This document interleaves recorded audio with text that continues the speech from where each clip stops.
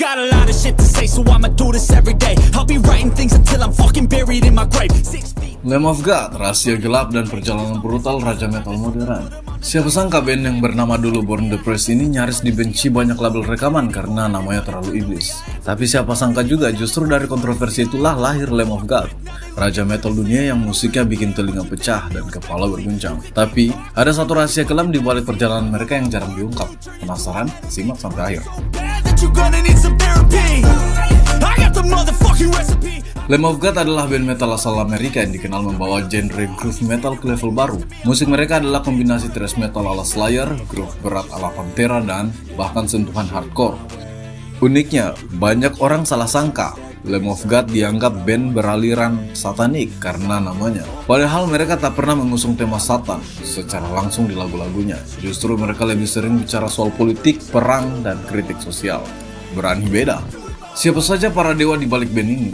Randy Blade, sang vokalis bengis yang pernah dipenjara di Ceko selama 5 minggu karena insiden tragis di konser mereka tahun 2010. Mark Morton, gitar utama, diam-diam ia juga seorang sarjana politik dan pernah membuat side project blues rock. Willie Adler, gitar rhythm, adik kandung dari drummer lama mereka, Chris Adler. John Campbell, bass, satu-satunya personel berjanggut panjang dari awal sampai sekarang menjadi ikon band ini. Art Cross, drum, mantan drummer prong yang resmi bergabung sejak 2019 menggantikan Chris Adler.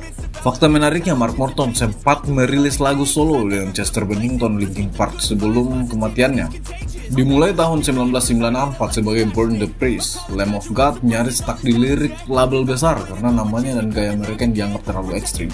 Album mereka bahkan harus diedar secara underground, tapi semuanya berubah ketika album As the Palace Burn 2023 masuk daftar top 100 metal album versi majalah Rolling Stone.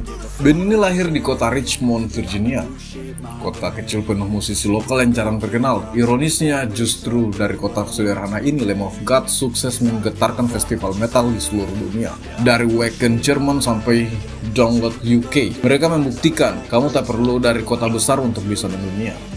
Mengapa mereka begitu fenomenal? Karena mereka tak menjual gimmick murahan. Mereka bicara tentang realita keras perang Irak di lagu Now You Got Something to Die For, kecanduan di Eleven Hall, sampai protes keras soal politisi busuk di Kontraktor. Dan jangan lupa teknik drum Chris Adler yang unik, dia memainkan double pedal dengan gaya tradisional grip, sesuatu yang nyaris punah di dunia metal modern. Inilah yang bikin groove Lamb of God terasa khas, berat, tapi tetap mengalir. Di tahun 2010 tragedi menimpa, seorang fans tewas jatuh dari panggung di Ceko. Randy ditahan terancam 10 tahun penjara, tapi setelah pengadilan panjang ia bebas dari semua dakwaan karena dianggap bukan kesalahannya. Lamb of God justru bangkit lebih brutal lewat album ke-7, Storm on Drunk, yang sebagian liriknya terinspirasi langsung dari pengalaman Randy di penjara.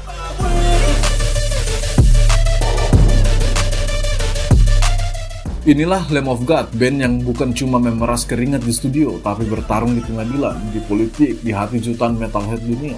Sebagai tambahan, fakta bahwa Randy Blade adalah fotografer jalanan yang handal. Lagu Redneck diciptakan sebagai lagu bercanda, malah jadi hits besar. Kalau Lamb of God main ke Indonesia lagi, lagu apa yang wajib dibawakan? Lagu mana yang pertama kali bikin kamu jatuh cinta sama Lamb of God? Lay to Rest, Redneck, Walk With Me in Hell? Tulis di kolom komentar. Jangan lupa like, subscribe, dan nyalakan loncengnya, karena kita belum selesai membongkar rahasia band-band metal legendaris lainnya. Metal lovers, stay brutal, stay thinking.